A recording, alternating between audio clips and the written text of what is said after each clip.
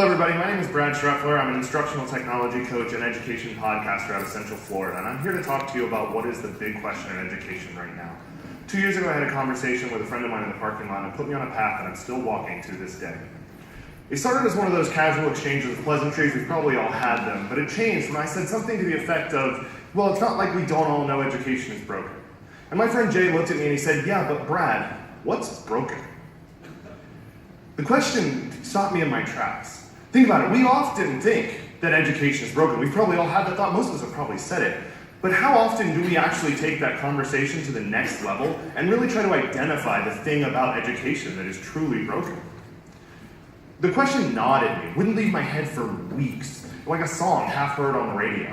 And I realized that asking myself this question over and over again wasn't really going to accomplish much. So I started a podcast, the Planning Period podcast, to begin to ask other educational stakeholders this question.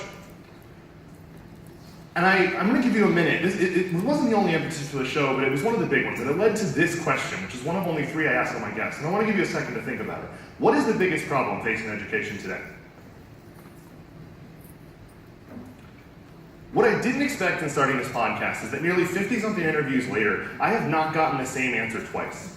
That question is always replied to with silence, and then typically, wow, or that's a big question. And then guest after guest begins to verbally think through what they think the problems are. They'll usually start with something small, like class sizes being too large, but they'll realize that that's probably because of a funding issue. And that funding issue is probably because of a lack of representation of teachers in public government.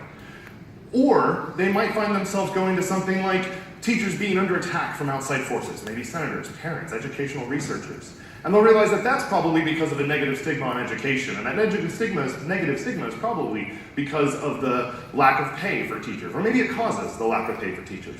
These are just 2 examples in a long line of unique answers.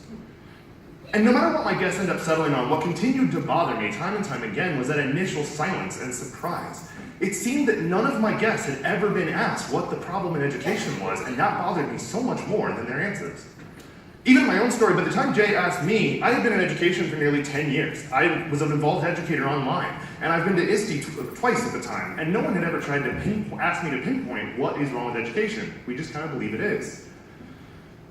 But what is the biggest problem in education? It's an obvious question. It's one we should be asking, and yet we're not. And I think that it's because we're afraid that maybe people think we're negative. Maybe we're so overworked we can't look past the kids right in front of us. Or maybe we just feel like we have no power to work on our problems. But what if we started to have those tough questions, those tough conversations? What if we had a national or a global narrative about education led by educators? Because I think the big problem in education is that conversation is happening by non-educators. The people making our decisions, our congressmen and women, our school boards, often even our superintendents, have never taught a day in their lives. And yet they'll tell you that they went to school for 13 years, so they understand education.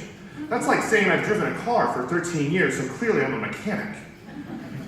So I asked you guys to help me in raising our voices as educators in this conversation. I created a website, it's called thebigqandedu.com, where you can share what you think the biggest problem is and join in a discussion about solutions. Or use the hashtag #TheBigQ&EDU. It's time that we as teachers, the experts in our passion and profession, begin to run this conversation.